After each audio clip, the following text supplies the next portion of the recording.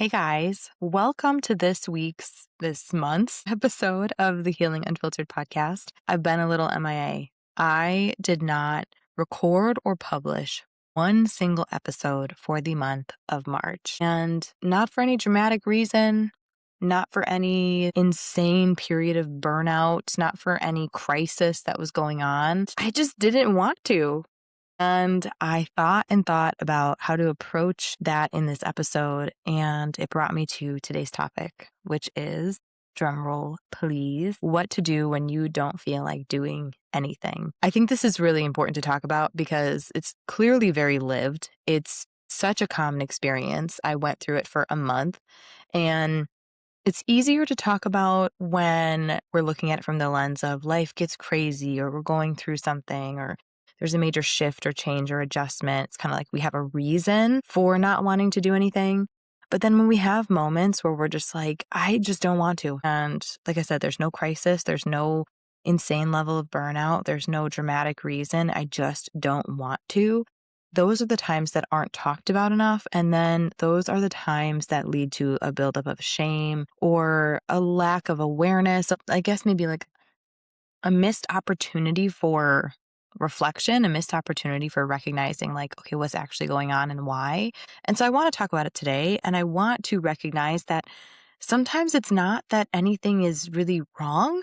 It's just that your capacity is low. And sometimes it's not your capacity being low because you have 8,000 things going on. I always have 8,000 things going on. So I say that because it wasn't like my capacity was overextended in a way that isn't normal for my life. Sometimes your capacity just looks a little bit different. And I think that's important to acknowledge. Now, the reason this is important to acknowledge is because if we don't acknowledge this, if we do push through, if I had forced myself to record episodes that I wasn't really into, I wasn't really passionate about, I was just kind of going through the motions, okay, then we have a recipe for burnout. Then we are setting ourselves up for something that is just not sustainable. And my hope for this episode is to acknowledge it, validate it, and use it in a way where we can acknowledge that like sometimes it just is that way. And that's okay. It doesn't mean you have to find something that is extremely wrong or an excuse or a reason why. And B, we don't have to force through it to create a cycle of burnout that then we get sucked into and trapped into. Now, let me talk about my experience here, because what I have learned about my patterns in the past is in the past, I would have pushed through. I have pushed through.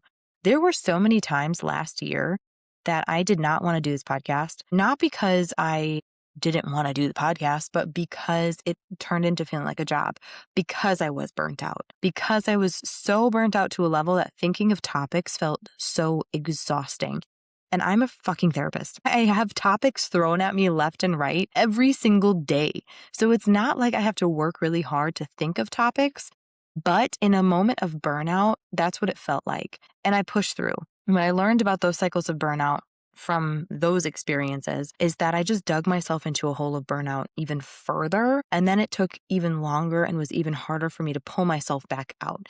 And then when shit actually hit the fan, when I had actual reasons for not wanting to or not being able to do anything, it felt even worse because I had already dug myself into this hole of burnout. I had already shamed myself over and over for feeling lazy or not wanting to, or why can't you stick to anything, Erin? You know, like all those lies we tell ourselves from, for me in particular, my ADHD brain and executive functioning, but then also like for the experiences that we've had and all of that kind of stuff. The point is, I had to come to a moment where I had to realize like, okay, let's dig yourself out of burnout. This isn't fun anymore. And why? Because this is something I love. Like at its core, this is something I love doing. But the main reason I do this is because I'm passionate about it. I'm passionate about outreach. I'm passionate about people having access to feeling validated, to information about mental health and real lived experiences. And so when I sat back and I was like, why do I not want to do this? That's not right. I've gotten to know my core pretty well, and I've gotten to recognize, okay, if this isn't right for you, you know, that feeling, this wasn't that. This was just, I just don't want to. I don't have the capacity for it. And so when I sat back and recognized this, I was able to look at it through a lens of not burnout, but just needing a reset. And so my hope for this conversation today is that we can look at it through that lens of if you're going through a phase in life or a week or a month or whatever it is where you just don't want to do anything, but nothing's wrong. maybe you just need a reset. Maybe you need to approach it from a different angle. And thankfully, I have a recent experience with this of an example that I'm happy to share with you guys today. So this brings us to point number one. The first thing we need to do when we're like, I just don't want to do shit, I don't want to do anything, and for not any good reason, we need to stop making it a problem. We need to stop going down that shame spiral of what is wrong with me? Why can't I just do it? Why am I being lazy? For those of us ADHD people out there who hop from passion project to passion project or hobby to hobby, that can sound like what I mentioned earlier of like, why can't you stick to anything? That's a really big one for that, like hopping around. And all of that is fueled with shame. And all of that is fueled with this belief that there's something wrong with us as a result of this. So we need to stop making it a problem, not only through the lens of a problem with us or like we are wrong, bad, broken, lazy, fill in the blank, but also kind of like I said before, like not making it a problem of like needing this major excuse or reason. It can just be what it is. It can be simple. It can be straightforward, and it can be, I'm just going through a phase where it's hard right now. The other thing that this does when it adds to the problem, we're trying to find a problem, it adds pressure and then it makes it worse. So my example of last year, having moments where I was like, I just don't want to do this and I'm going to anyway, pushing through or finding that pressure, it made my burnout worse. So I think that when we recognize the fact that not only are we shaming ourselves, but we're adding more pressure to ourselves, we're adding more expectations to ourselves, we can really recognize how that's not helping fix the problem. If we're going to make it a problem, then let's find a solution. But adding pressure and shame is not going to fix the problem. We need to look at this through the lens of the fact that feeling this way is a state. It is an experience. It is a state of being, not a character flaw. So in the moments this past month where I have thought to myself, I really should record, I haven't recorded. I just have nothing to say right now, not for a lack of truly nothing to say, but lack of capacity. If I had pressured myself or said like, this is something wrong with you, that's one example in my life where it's a state of being, it's a feeling, it's something that will pass. If I would have shifted that to shame and pressure and made it a character flaw, I mean, imagine where I'd be right now. I would not be sitting here on a Tuesday at 6:45 p.m. recording this episode. No, not at all. I would probably have forced myself to record something that I didn't really want to talk about and then maintained the cycle, right? So pressure that causes the repetition of something that is more harmful and causes more harm than good. This is not motivating pressure. This is not the tough love kind of pressure. And sometimes we need that too. I know I've talked about that in previous episodes.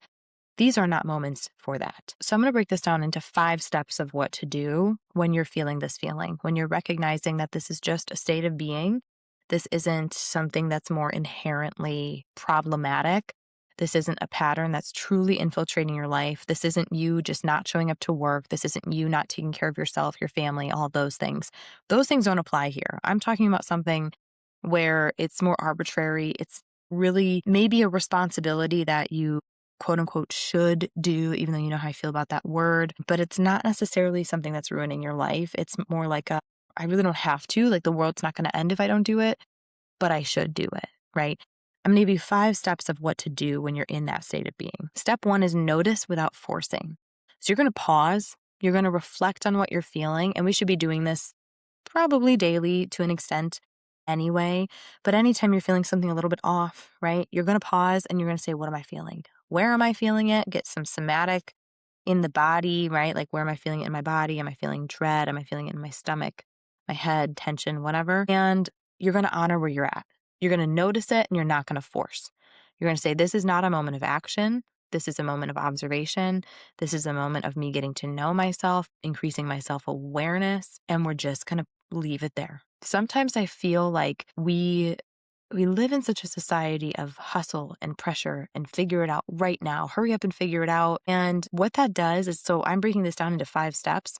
That is taking a 5-step process and cramming it all into 2 steps, right? So a lot of times we think we need to observe and then act, right? Let's slow it down. We're breaking this into 5 steps for a reason. You can take your freaking time, okay? And you can complete step 1 before you jump onto step 2. Even if you complete step 1 in 5 minutes and then you move on to step 2 right away, that's better than cramming them together. We don't need to be overly efficient in the process of mental health with anything, right? So it's okay to slow down. So we're going to observe.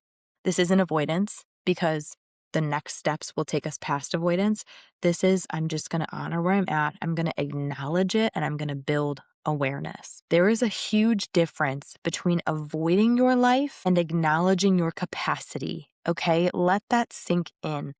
You're not avoiding life right now. You are if you're acknowledging capacity and you're not doing anything about it. But this is about building that awareness. This is about truly getting to know your capacity.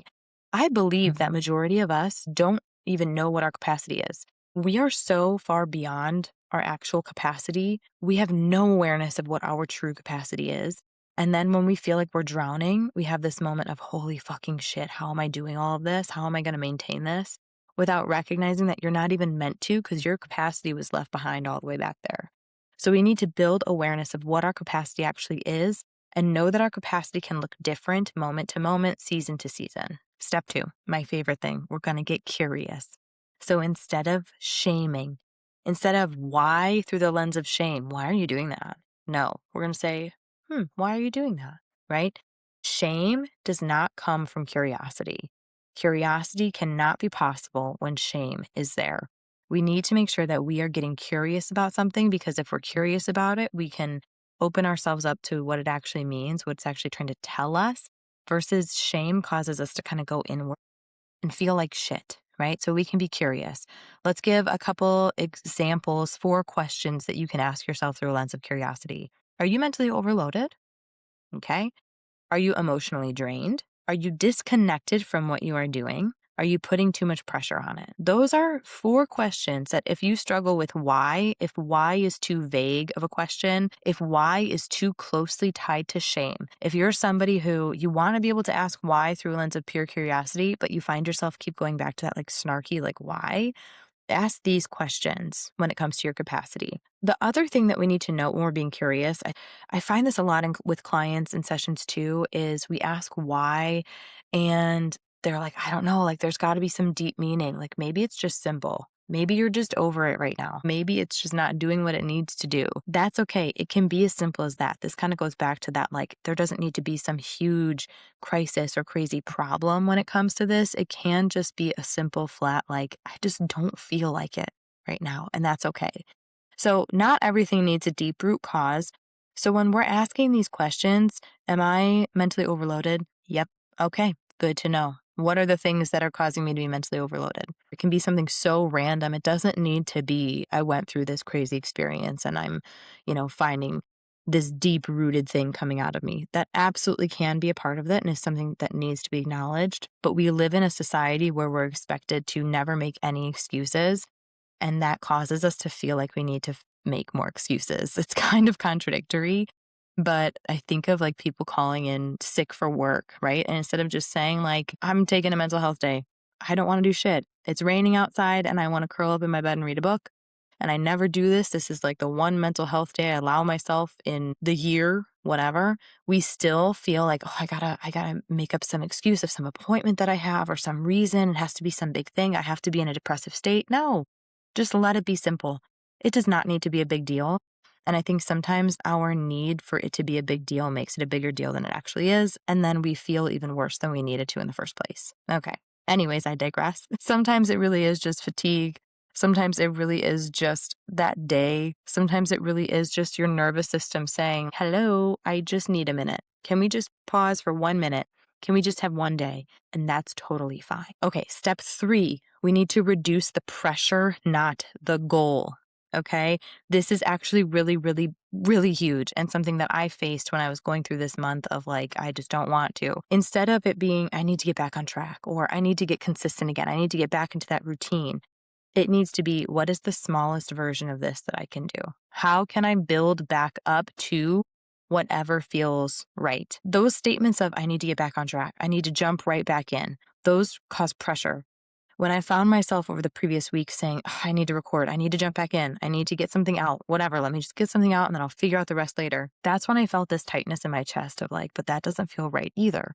That just feels like putting a Band-Aid on something that needs stitches. When I shifted my mindset and I said, okay, you know what? Who knows when you're going to record again? Just start thinking about topics. Start thinking about that idea that you wanted to execute, which, spoiled, like that's a little teaser. There is something coming. Start thinking about that. Just brainstorm it. See what happens. Okay. Who cares when you're going to record? It will eventually happen. Just start with this step. I did that I think it was Thursday. Thursday, I think I sat down and I brainstormed idea topics, this fun little thing I'm adding that is a surprise that will come later. I know the suspense. I did that Thursday. And over the weekend, I was like, okay, cool. I'll record Monday. No pressure. I didn't feel like I had to record. I felt like I wanted to record again and it felt natural. It was like, okay, cool. Once I stopped putting pressure, once I stopped pulling the finger trap harder and harder and harder, it came more authentic to me. I spent a month letting my nervous system reset, reducing the pressure, saying, it's okay that you didn't record. It's okay that an episode didn't get out this month. Okay, it's fine. Let's scale it back. And now here I am, not forcing myself to record, but actually recording because I want to. So some examples of how you can do this in your own life when this shit pops up. Brainstorm instead of doing whatever the thing is, exactly what I just did. Just open your notes app. Just write down how you're feeling. Write down what's not landing, what's not working right now. Think, don't produce. Just let yourself think for the sake of thinking. Sometimes this kind of goes with the combining step 1 and step 2. We feel like we need to put action in once we gain awareness. Sometimes you can just think. Let yourself daydream without having to produce. Let yourself have a goal that you don't act on immediately. Let it sink in a little bit without having to jump right into whatever the next step is. The thing to remember is that momentum does not come from forcing anything. It comes from lowering the barrier to entry. It comes from, okay, the step in is what I really need. I don't need to be at the finish line yet. I need to remove whatever barrier there is to me just getting started. That's what we need to focus on versus expecting ourselves to be able to be at the finish line right away. Step 4, I kind of already alluded to this in my own example, but we need to wait for the window and then move gently, okay? So wait for it to feel natural. Wait for it to feel right. And then ease into it. I'll give you another example for this. So over the weekend, I said, cool, I can record Monday. No problem. That actually sounds really nice. I'm excited about the topics that I have. I'm excited about the direction I'm going in. And my plan for recording today was to record earlier at like 1:00. And I got through my morning, I did what I needed to do, and I looked at the clock and I said, holy fucking shit, I do not have time for this today. There's no way. And I let my day go. I said, no problem. I'll record this week. I want this episode to come out Monday. No problem. I have the rest of the week. I know I have pockets of time where I can redirect. I moved gently through the window. I didn't get upset at myself for not recording. I also didn't feel like, oh, fuck, there it goes, another week without recording. No, I knew I'd get it done because it felt natural to me because I want to get it done. So now, fast forward throughout my day, I had some time open up this evening. All right, I could have scrolled through TikTok as I was doing before I hit record.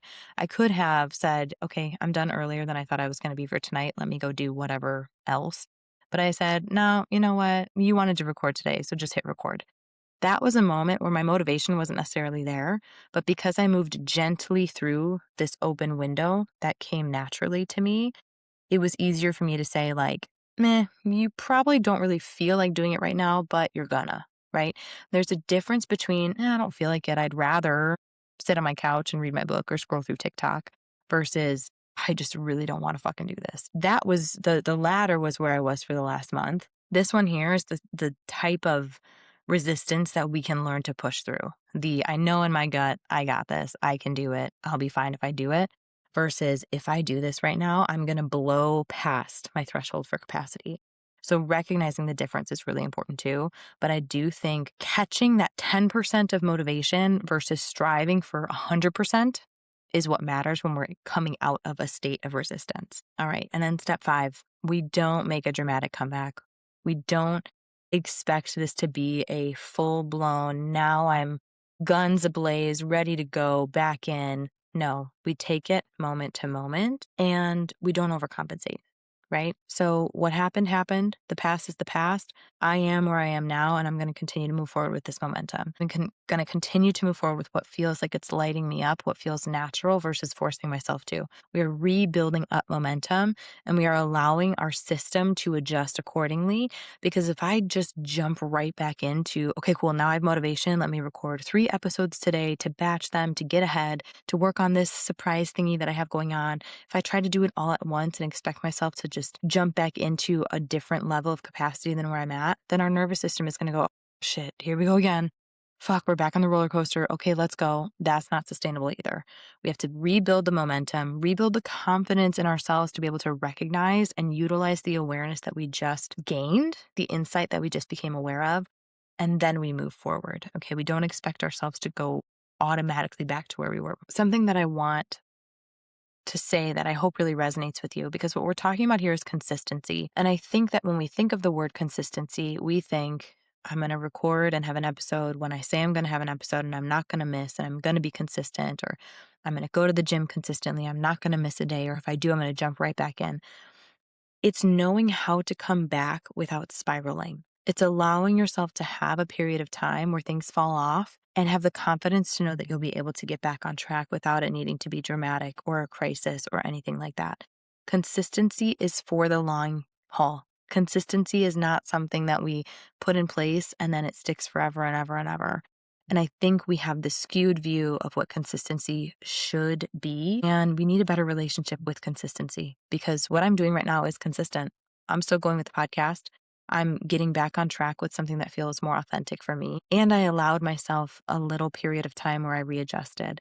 Whatever your version of this example is, the same applies. You can still be a consistent person without being perfect. And I think we acknowledge this on the surface. We say like, well, I don't expect myself to be perfect, but expecting yourself to have the same type of consistency every single day, every single week, every single month, forever and ever and ever is the same thing as expecting yourself to be perfect. So we don't need that type of consistency.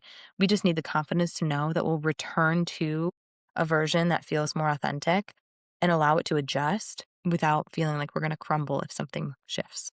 All right, so I do want to circle back to what I've alluded to. I do have an exciting surprise coming this month. I'm working on some of the logistics of it. The ball is rolling. It's gotten me really excited for the podcast again.